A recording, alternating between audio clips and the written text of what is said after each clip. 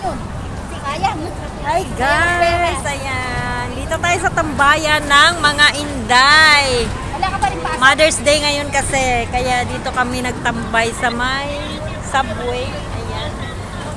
Si Ate Ani, ang maganda kong ate. Ayan. May kausap.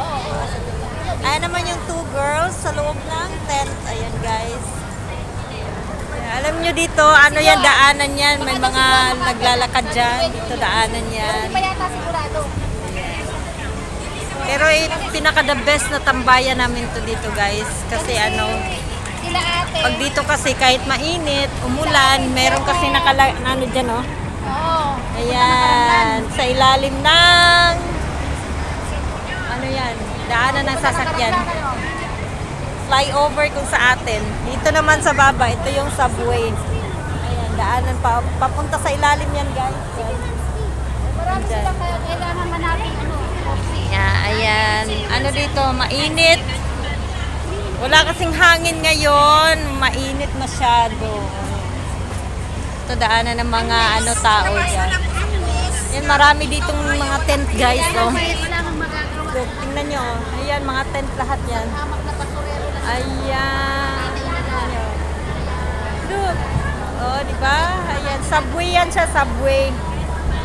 Ang daanan ng mga tao pag walang mga kunya. Ngayon, ang daming tent. Hanggang dito pa yan, oh. Dito, oh, ayan. Ayun, ang mga tent yan, oh. Ito, ayan, mga tent, oh. Yung mga tent dyan. Ang dami. Yeah, oh. Yan, oh. Kita nyo, tent lahat yan. Yan, mga ano yan, mga helper ng Hong Kong. Ganito kami pag day off. Ganito lang ang araw ng pahinga. Dito kami nagre-relax. Graduation. Diba? Simpleng buhay pero masaya naman. Graduation din pala bukas eh. Tcharan! O, diba? Yan, kaway-kaway sa mga nakarelate dyan. Katulad sa amin na mga OFW ng Hong Kong. Ayan. Ito kami guys. Relax. Ayan.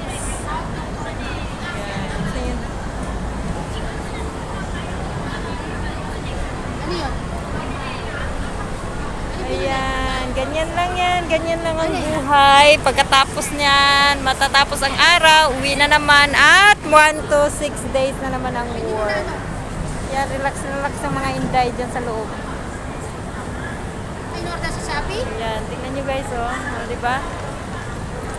Yan, nagkukwentuhan, nagkakainan, mamaya pa ang kantahan at sayawan. Okay, bye!